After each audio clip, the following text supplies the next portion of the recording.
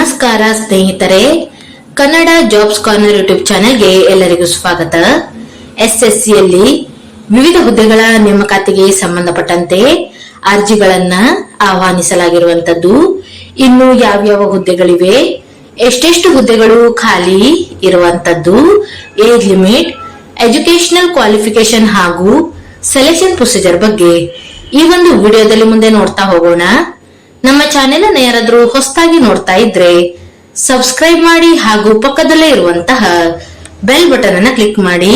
ಇನ್ನು ಈ ಎಲ್ಲಾ ಹುದ್ದೆಗಳಿಗೆ ಅರ್ಜಿಗಳನ್ನ ಸಲ್ಲಿಸಲು ಪ್ರಾರಂಭ ದಿನಾಂಕವನ್ನ ನೋಡೋದಾದ್ರೆ 13/4/2026 ರಿಂದ 4/5/2026 ಒಳಗೆ ಅಭ್ಯರ್ಥಿಗಳು ಅರ್ಜಿಗಳನ್ನ ಸಲ್ಲಿಸಬಹುದಾಗಿರುವಂತದ್ದು. ಇನ್ನು ಏಜ್ ಲಿಮಿಟ್ ಬಗ್ಗೆ ನೋಡ್ತಾ ಹೋಗೋದಾದ್ರೆ ಆಯಾ ಹುದ್ದೆಗಳಿಗೆ ಸಂಬಂಧಪಟ್ಟಂತೆ ಏಜ್ ಲಿಮಿಟ್ ಬಗ್ಗೆಯೂ ಸಹ ಇಲ್ಲಿ ಮಾಹಿತಿಯನ್ನ ನೀಡಲಾಗಿರುವಂತದ್ದು. ಇನ್ನು ಏಜ್ ರಿಲ್ಯಾಕ್ಸೇಷನ್ ಬಗ್ಗೆ ನೋಡ್ತಾ ಹೋಗೋದಾದ್ರೆ SC/ST ಕೆಟಗರಿ ಅಭ್ಯರ್ಥಿಗಳಿಗೆ 5 ವರ್ಷಗಳವರೆಗೆ ಏಜ್ ರಿಲ್ಯಾಕ್ಸೇಷನ್ ಅನ್ನ ನೀಡಲಾಗಿದೆ. OBC ಕೆಟಗರಿಯ ಅಭ್ಯರ್ಥಿಗಳಿಗೆ 3 ವರ್ಷಗಳವರೆಗೆ ಏಜ್ ರಿಲ್ಯಾಕ್ಸೇಷನ್ ಅನ್ನ ನೀಡಲಾಗಿದೆ.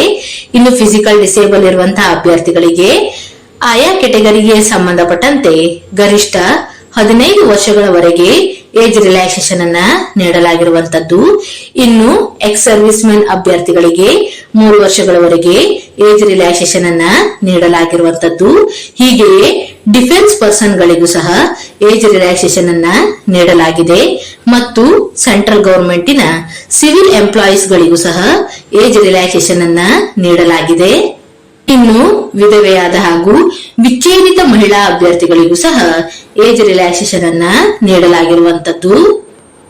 ಇನ್ನು ಅರ್ಜಿಯನ್ನ ಸಲ್ಲಿಸುವಂತಹ ವಿಧಾನದ ಬಗ್ಗೆ ನೋಡೋದಾದ್ರೆ ಅಭ್ಯರ್ಥಿಗಳು ಆನ್ಲೈನ್ ಮುಖಾಂತರ ಅರ್ಜಿಯನ್ನ ಸಲ್ಲಿಸಬೇಕು.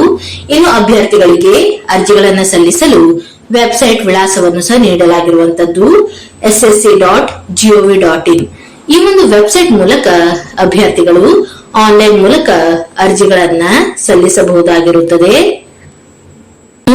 ಅಪ್ಲಿಕೇಶನ್ ಫೀಸ್ ಬಗ್ಗೆ ನೋಡ್ತಾ ಹೋಗೋದಾದ್ರೆ ಅಭ್ಯರ್ಥಿಗಳಿಗೆ 100 ರೂಪಾಯಿ ಅಪ್ಲಿಕೇಶನ್ ಫೀಸ್ ಇರುವಂತದ್ದು. ಇನ್ನು ಅಭ್ಯರ್ಥಿಗಳು ಅಪ್ಲಿಕೇಶನ್ ಫೀಸ್ ಅನ್ನ ಆನ್ಲೈನ್ ಮುಖಾಂತರ ಪೇಮೆಂಟ್ ಅನ್ನ ಮಾಡಬೇಕು. ಅಂದರೆ debit card, credit card, internet banking, IMPS ಹೀಗೆ ಆನ್ಲೈನ್ ಮುಖಾಂತರ ಅಪ್ಲಿಕೇಶನ್ ಫೀಸ್ ಅನ್ನ ಪೇಮೆಂಟ್ ಮಾಡಬೇಕಾಗಿರುತ್ತದೆ. ಇನ್ನು ಅಭ್ಯರ್ಥಿಗಳು ಅರ್ಜಿಯನ್ನು ಸಲ್ಲಿಸುವಂತಹ ಸಂದರ್ಭದಲ್ಲಿ ಏನಾದರೂ ತಪ್ಪಾಗಿದ್ದರೆ ಕರೆಕ್ಷನ್ ಮಾಡಿಕೊಳ್ಳಲು ಸಹ ಅವಕಾಶವನ್ನ ನೀಡಲಾಗಿರುವಂತದ್ದು. 11/5/2026 ರಿಂದ 13/5/2026 ಒಳಗೆ ಅಭ್ಯರ್ಥಿಗಳು ತಮ್ಮ ಅರ್ಜಿಯಲ್ಲಿ ಏನಾದರೂ ತಪ್ಪಾಗಿದ್ದರೆ ಕರೆಕ್ಷನ್ ಅನ್ನ ಮಾಡಿಕೊಳ್ಳಬಹುದಾಗಿರುವಂತದ್ದು. ಇನ್ನು ಎಕ್ಸಾಮಿನೇಷನ್ ಸೆಂಟರ್ಸ್ ಬಗ್ಗೆ ನೋಡ್ತಾ ಹೋಗೋದಾದ್ರೆ ಆಯಾ ರಾಜ್ಯಗಳಿಗೆ ಸಂಬಂಧಪಟ್ಟಂತೆ ಎಕ್ಸಾಮಿನೇಷನ್ ಸೆಂಟರ್ಸ್ ಬಗ್ಗೆಯೂ ಸಹ ಮಾಹಿತಿಯನ್ನ ನೀಡಲಾಗಿದೆ. ಇನ್ನು ನಮ್ಮ ಕರ್ನಾಟಕದ ಅಭ್ಯರ್ಥಿಗಳಿಗೆ ಎಲ್ಲೆಲ್ಲಿ ಎಕ್ಸಾಮಿನೇಷನ್ ಸೆಂಟರ್ಸ್ ಅನ್ನ ನೀಡಲಾಗಿದೆ ಅಂತ ನೋಡೋದಾದ್ರೆ ಬ್ಯಾಂಗ್ಳೂರ್, ಬೆಳಗಾವಿ, ಕಲಬುರಗಿ, ಮಂಗಳೂರು, ಮೈಸೂರು, ಶಿವಮೊಗ್ಗ, ಹುಬ್ಬಳ್ಳಿ ಹಾಗೂ ಉಡುಪಿಯಲ್ಲಿ ಎಕ್ಸಾಮಿನೇಷನ್ ಸೆಂಟರ್ಸ್ ಅನ್ನ ನೀಡಲಾಗಿರುವಂತದ್ದು.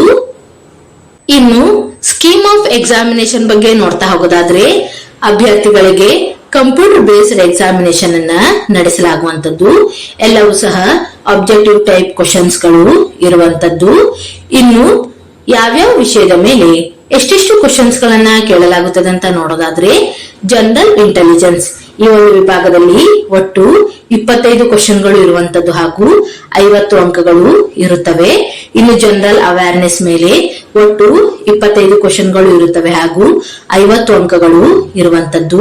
ಇನ್ನು ಕ್ವಾಂಟಿಟೇಟಿವ್ ಆಪ್ಟಿಟ್ಯೂಡ್ ಮೇಲೆ ಒಟ್ಟು 50 ಅಂಕಗಳು ಇರುವಂತದ್ದು ಹಾಗೂ ಇಂಗ್ಲಿಷ್ ನಾಲೆಜ್ ಮೇಲೂ ಸಹ ಒಟ್ಟು 50 ಅಂಕಗಳು ಇರುತ್ತವೆ. ಒಟ್ಟು ಎಕ್ಸಾಮಿನೇಷನ್ಗೆ 60 ನಿಮಿಷಗಳ ಕಾಲಾವಕಾಶವನ್ನ ನೀಡಲಾಗುವಂತದ್ದು. ಇನ್ನು ನೆಗೆಟಿವ್ ಮಾರ್ಕಿಂಗ್ ಬಗ್ಗೆ ನೋಡ್ತಾ ಹೋಗೋದಾದ್ರೆ ಪ್ರತಿಯೊಂದು ತಪ್ಪಾದ ಉತ್ತರಕ್ಕೂ 0.25 ನೆಗೆಟಿವ್ ಮಾರ್ಕಿಂಗ್ ಇರುವಂತದ್ದು. ಇನ್ನು ಎಕ್ಸಾಮಿನೇಷನ್ ಅನ್ನ ಹಿಂದಿ ಮತ್ತು ಇಂಗ್ಲಿಷ್ ನಲ್ಲಿ ನಡೆಸಲಾಗುತ್ತದೆ. ಎಕ್ಸಾಮಿನೇಷನ್ ಸಿಲೆಬಸ್ ಬಗ್ಗೆಯೂ ಸಹ ಇಲ್ಲಿ ಮಾಹಿತಿಯನ್ನ ನೀಡಲಾಗಿರುವಂತದ್ದು. ಪದವಿ ಹಾಗೂ ಪದವಿಗಿಂತ ಹೆಚ್ಚಿನ ಒಂದು ವಿದ್ಯಾರ್ಹತೆಯುಳ್ಳ ಅಭ್ಯರ್ಥಿಗಳಿಗೆ ಹಾಗೂ ಪಿಯುಸಿಯನ್ನ ಪಾಸ್ ಆದಂತಹ ಅಭ್ಯರ್ಥಿಗಳಿಗೆ ಹಾಗೂ ಎಸ್ಎಸ್ಎಲ್ಸಿ ನ ಪಾಸ್ ಆದಂತಹ ಅಭ್ಯರ್ಥಿಗಳಿಗೆ ಪ್ರತ್ಯೇಕವಾಗಿ ಎಕ್ಸಾಮಿನೇಷನ್ ಸಿಲೆಬಸ್ ಬಗ್ಗೆ ಇಲ್ಲಿ ಮಾಹಿತಿಯನ್ನ ನೀಡಲಾಗಿದೆ.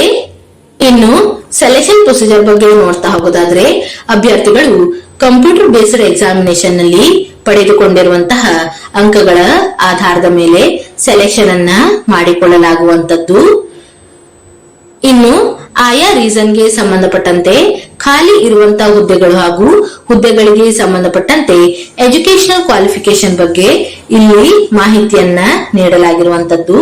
ಇನ್ನು ನಮ್ಮ ಕರ್ನಾಟಕದ ಅಭ್ಯರ್ಥಿಗಳಿಗೆ ಎಷ್ಟೆಷ್ಟು ಹುದ್ದೆಗಳು ಖಾಲಿ ಇದೆ ಹಾಗೂ ಯಾವ್ಯಾವ ಹುದ್ದೆಗಳು ಖಾಲಿ ಇದೆ ಅಂತ ನೋಡ್ತಾ ಹೋಗೋದಾದ್ರೆ, ಮೊದಲನೆಯದಾಗಿ processing come quality assurance supervisor ಈ ಒಂದು ಹುದ್ದೆಗಳಿಗೆ ಸಂಬಂಧಪಟ್ಟಂತೆ ನೋಡ್ತಾ ಹೋಗೋದಾದ್ರೆ 18 ರಿಂದ 30 ವರ್ಷದ ಒಳಗಿನ ಎಲ್ಲಾ ಅಭ್ಯರ್ಥಿಗಳು ಅರ್ಜಿಗಳನ್ನು ಸಲ್ಲಿಸಬಹುದು. ಇನ್ನು ಈ ಒಂದು ಹುದ್ದೆಗಳಿಗೆ ಆಯ್ಕೆಯಾದಂತಹ ಅಭ್ಯರ್ಥಿಗಳಿಗೆ ಲೆವೆಲ್ 6 ಅಲ್ಲಿ ವೇತನವನ್ನ ನೀಡಲಾಗುವಂತದ್ದು ಹಾಗೂ ಪದವಿ ಮತ್ತು ಪದವಿಗಿಂತ ಹೆಚ್ಚಿನ ಒಂದು ವಿದ್ಯಾರ್ಹತೆಯುಳ್ಳ ಅಭ್ಯರ್ಥಿಗಳು ಈ ಒಂದು ಹುದ್ದೆಗಳಿಗೆ ಅರ್ಜಿಗಳನ್ನ ಸಲ್ಲಿಸಬಹುದು. ಒಟ್ಟು 3 ಹುದ್ದೆಗಳು ಖಾಲಿ ಇರುವಂತದ್ದು.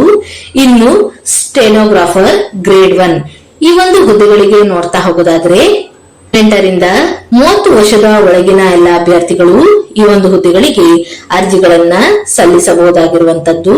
ಇನ್ನು ಈ ಒಂದು ಹುದ್ದೆಯು central silk board ministry of textile under ಈ ಒಂದು ಹುದ್ದೆಗಳು ಖಾಲಿ ಇರುವಂತದ್ದು ಹಾಗೂ ಪದವಿ ಹಾಗೂ ಪದವಿಗಿಂತ ಹೆಚ್ಚಿನ ಒಂದು ವಿದ್ಯಾರ್ಥಿಯುಳ್ಳ ಅಭ್ಯರ್ಥಿಗಳು ಈ ಒಂದು ಹುದ್ದೆಗಳಿಗೆ ಅರ್ಜಿಯನ್ನ ಸಲ್ಲಿಸಬಹುದು.